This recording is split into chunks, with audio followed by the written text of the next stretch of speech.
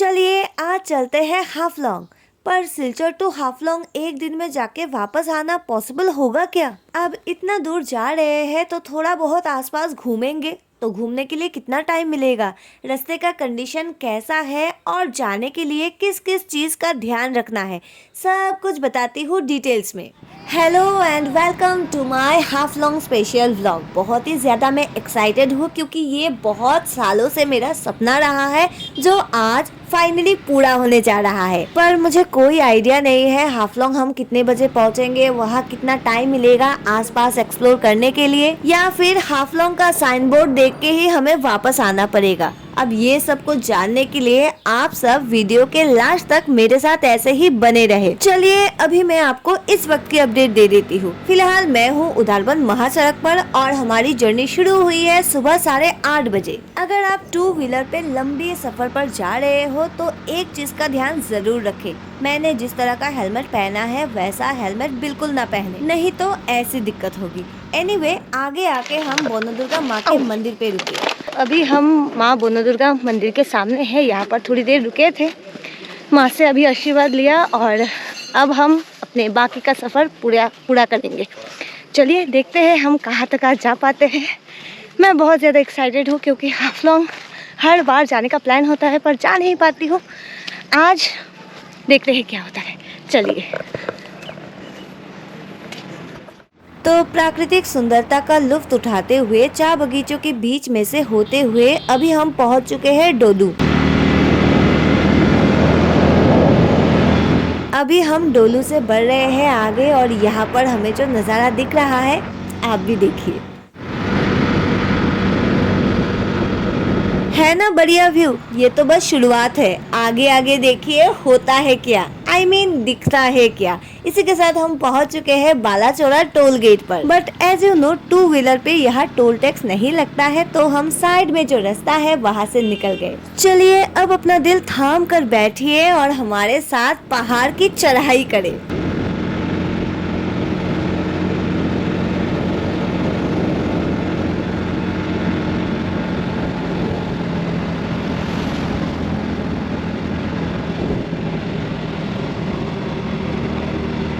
यहाँ से हाफलोंग का डिस्टेंस है 60 किलोमीटर और अगर रास्ता ऐसा मिले तो शायद 1-1.5 घंटे में ही हम अपना सफर तय कर ले। लेकिन कहानी में ट्विस्ट है जो हमें आगे जाके दिखेगा और यही वजह है जिसकी वजह से सारा बेड़ा गर्क होता है। खैर अब ये जब होगा देखा जाएगा। फिलहाल हम पहाड़ में आए हैं तो पहाड़ की सुंदरता को देखते हैं, अच्छे से फील लेते हैं और आगे बढ़ते हैं।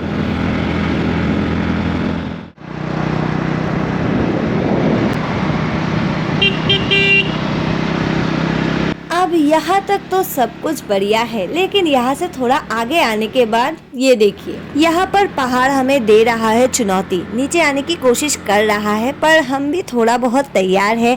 अब बारिश आने के बाद ही पता चलेगा यहाँ का क्या सिचुएशन होता है। फिलहाल यहाँ पर देखिए पहाड़ी नदी। आई विश ये ब्लू होता तो और भी अच्छा लगता, पर अभी भी बुरा नहीं लग रहा है। 2 महीने पहले जब मैं यहाँ पर आई थी ये ब्लू था, अब इसका कलर ये है और आने वाले 2 महीनों में ये भयंकर रूप लेने वाला है। तो जून जुलाई में इस रास्ते से ट्रैवल करना थोड़ा रिस्की हो सकता है। अगर आप अभी सोच रहे हैं मैं ये किस बेसिस पे बोल रही हूँ, तो रास्ते के साइड में थोड़ा नोटिस करें। एक साइड में खड़ा है चट्टान जो धीरे धीरे नीचे आ रहा है और रास्ते के दूसरे साइड है नदी जो धीरे धीरे रास्ते को अपने ओर खींच रहा है। अब यहाँ पर मेन रोल है बारिश का, पर ये सारी चैलेंजेस के बारे में हमें और अथॉरिटी को पहले से ही पता है। आई जस्ट होप तैयारी भी उसी लेवल का हो ताकि हम जैसे आम लोगों को ट्रैवल करने में कोई दिक्कत ना हो। एंड आई मस्ट एडमिट रास्ते का काम यहाँ पर निरंतर चल रहा है। जो लोग इस रास्ते से फ्रिक्वेंटली ट्रैवल करते हैं, मैं भी कई बार इस रास्ते से ट्रैवल कर चुकी हूँ, इसलिए मैं कह सकती हूँ काम तो हो रहा है, वो भी काफ़ी तेज़ी के साथ। पिछले 1 महीने पहले जब मैं यहाँ से आई थी ये फ्लाईओवर नहीं था और पिछले 1 महीने में ये बन गया है। अब आप देखिए इस रास्ते का एक और फीचर, ट्रक्स की लंबी लाइन जो आपको इस रास्ते पर कहीं ना कहीं पर मिल ही जाएगी। अभी हम है हाड़ेंगा जाओ में और अब वक्त है 10 बजे है लगता है और 1.5 घंटा लगेगा हमें हाफलोंग पहुंचने में। और यहाँ पर गाड़ियों की लाइन लगी है, जैसे कि अगर आपने मेरे पहले वीडियोस देखा है तो आपको पता ही होगा। यहाँ का एक नियम है कि दिन में ट्रक्स, हैवी व्हीकल जो भी है वो यहाँ पर रोक दिया जाता है और रात को इन्हें जाने का परमिशन मिलता है। तो फिलहाल हम यहाँ पर हैं हारेंगा जाओ में। हारेंगा जाओ से हम थोड़ा आगे आए हैं, पता नहीं इस जगह का कोई और नाम है भी या नहीं, पर अब यहाँ से हम बढ़ेंगे आगे। तो दोस्तों अभी हमें आगे बहुत ज़्यादा धूल मिलने वाला है, तो धूल से बचने के लिए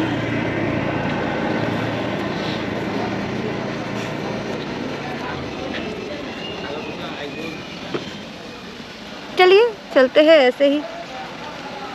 दिस इज़ अनदर इम्पॉर्टेंट ज़रूरत का सामान जो मैं घर से लेके आई थी, क्योंकि इस रास्ते पे अगर बारिश ना हो तो बहुत ज़्यादा धूल होता है और बारिश हो जाए तो कीचड़ ही कीचड़। दोनों सिचुएशन के लिए हमें तैयार होके जाना चाहिए, तो इसीलिए रेन कोट और मास्क मैं अपने साथ लेके ही आई हूँ। अब जैसे जैसे हम इस रास्ते पे आगे बढ़ रहे थे, आई डोंट नो, मुझे कुछ अनयूजुअल सा फील हो रहा था, क्योंकि यहाँ पर जगह जगह पर पुलिस थे और जिस तरह गाड़ियाँ लगी हुई है, इट वॉज नॉट नॉर्मल। और यहाँ से थोड़ा आगे जाकर पता चला मेरा अंदाज़ा बिल्कुल सही था। This is the saddest part of our journey. आगे हमें क्या दिखा अब खुद ही देख लीजिए।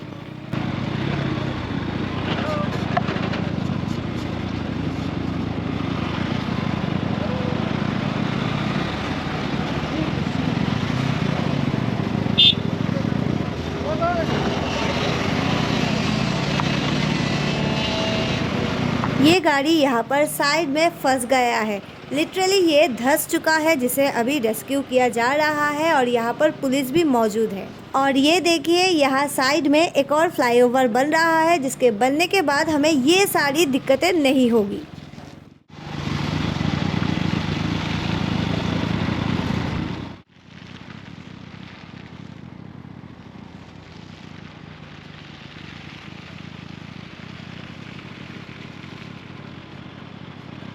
अब हम हमारे जर्नी के खतरनाक पार्ट का लगभग आधा हिस्सा क्रॉस कर चुके हैं। इस बात की हमें बहुत खुशी है।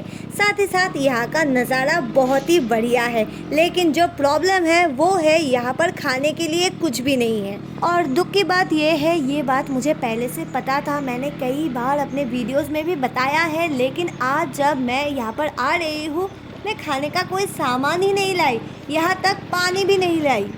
अभी हमारे सफ़र का 15 से 20 किलोमीटर अब भी बाकी है, जो हमें भूखे पेट ही तय करना पड़ेगा। पता नहीं कितने बजे हम हाफलोंग पहुंचेंगे, क्योंकि रास्ते का कंडीशन तो आप देख ही रहे हो।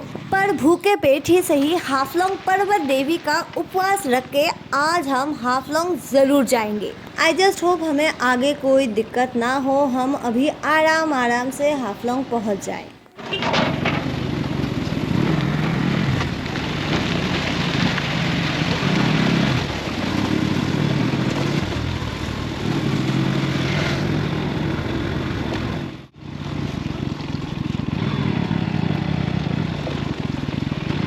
अब यहाँ पहुँचने के बाद एक अलग सा फील हो रहा है कि हम हाफलोंग लगभग पहुँच चुके हैं। और जैसे कि आप देख रहे हो, हम जिस रास्ते से गुजर रहे हैं, हर एक मोड़ पे, हर एक जगह पे यहाँ पर काम चल रहा है। तो अब वो दिन दूर नहीं जब हम बहुत ही आराम से ऐसे ही घूमने के लिए हाफलोंग के लिए निकलेंगे और बिना किसी दिक्कत से हाफलोंग घूम के घर वापस चले जाएंगे। और ये अगर इसी साल यानी 2025 में ही हो जाए तो क्या बढ़िया बात होगी। फिंगर्स क्रॉस्ड, देखते हैं क्या होता है। फिलहाल यहाँ पर भी बन रहा है फ्लाईओवर। जब ये रास्ता पूरा बन जाएगा, पूरा फ्लाईओवर से होते हुए, मतलब उड़ते हुए हम सीधे पहुँच जाएंगे हाफलोंग। पर अभी के लिए जमीन से जुड़कर धक्का खाते हुए बढ़ते हैं अभी यहाँ से आगे।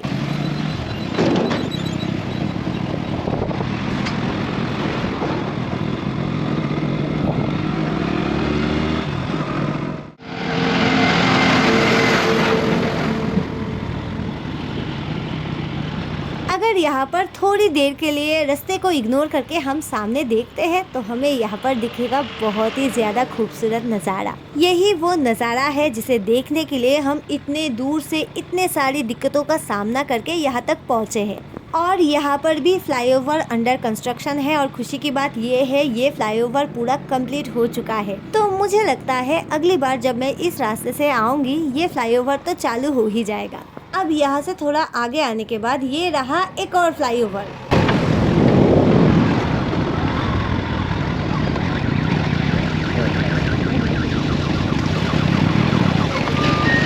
यहाँ आसपास का नज़ारा जितना खूबसूरत है, रास्ता उतना ही गड़बड़। ध्यान से संभल संभल के आगे बढ़ना पड़ रहा है क्योंकि कीचड़ काफी ज्यादा है। खैर भगवान की कृपा से हम यहाँ से संभल संभल कर तो निकल गए, लेकिन आप अगर इस रास्ते से ट्रेवल करने के बारे में सोच रहे हो या फिर आपके फ्रेंड्स, फैमिली, रिश्तेदार कोई इस रास्ते से ट्रेवल करने वाला है तो ये वीडियो उनके साथ जरूर शेयर करें and ask them to watch the full video ताकि हर चीज उन्हें पहले से पता हो और रास्ते में कोई दिक्कत ना हो। अब दिक्कत से याद आया, अभी हमें करना है एक बहुत बड़ा दिक्कत का सामना। ऊपर से जा रही है ट्रेन, नीचे एक गाड़ी खराब होकर साइड में फंस गई है और दूसरी गाड़ी यहाँ से निकलने की कोशिश कर रही है और ये इसका चौथा अटेम्प्ट है यहाँ से निकलने का।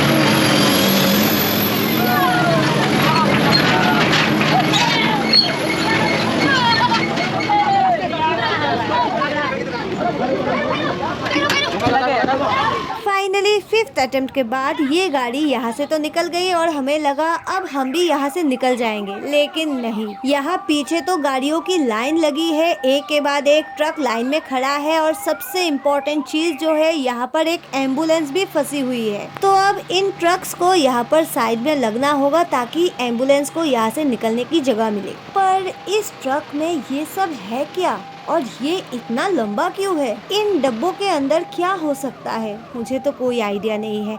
अगर आपको कुछ आइडिया हो तो मुझे कमेंट में ज़रूर बताएं ताकि मुझे भी पता चले।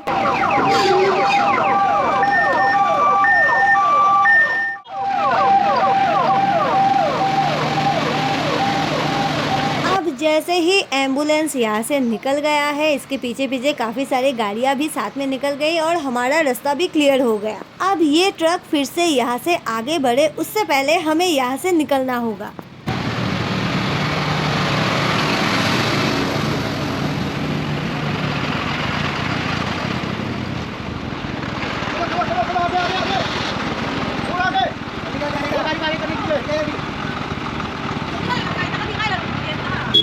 अब इस लंबे ट्रक की लाइन को क्रॉस करने के बाद एक सुकून सा महसूस हो रहा है और इसी के साथ साथ हम हाफलोंग के काफ़ी करीब आ चुके हैं। अब मंजिल ज़्यादा दूर नहीं है, कभी भी हम हाफलोंग पहुंच सकते हैं और यहाँ से रास्ता भी मुझे काफ़ी ठीक ठाक लग रहा है, but I am not sure, आगे खराब हो सकता है। तो आगे चलते हैं और देखते हैं।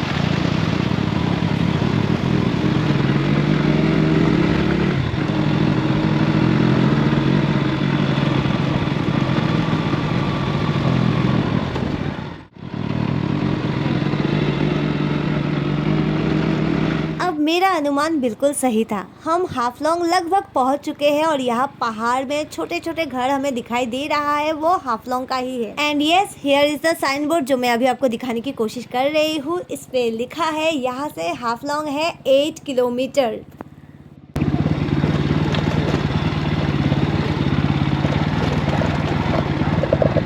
इधर से है गुवाहाटी का रास्ता, जिस रास्ते से हम कई बार गए हैं। और यहाँ से है हाफलोंग जहाँ पर हम अभी जा रहे हैं। यहाँ से 8 किलोमीटर दूरी पर है और अभी वक्त लगभग 11:30। 8 किलोमीटर कवर करने में हमें और लगभग 10 मिनट लग जाएगा। तो कुल मिलाकर हमारा सफ़र शुरू हुआ था 8:30 बजे और 11:45 बजे हम पहुँच चुके हैं हाफलोंग। अब 2 घंटा हम यहाँ पर एक्सप्लोर करेंगे और फिर वापस 2 बजे हमारे घर के लिए निकल जाएंगे ताकि शाम होने से पहले ही हम अपने घर पहुँच सके। तो अभी हाफलोंग एक्सप्लोर करते हैं और बाकी की बातें अगले वीडियो में करते हैं। Stay tuned for next part. Bye bye.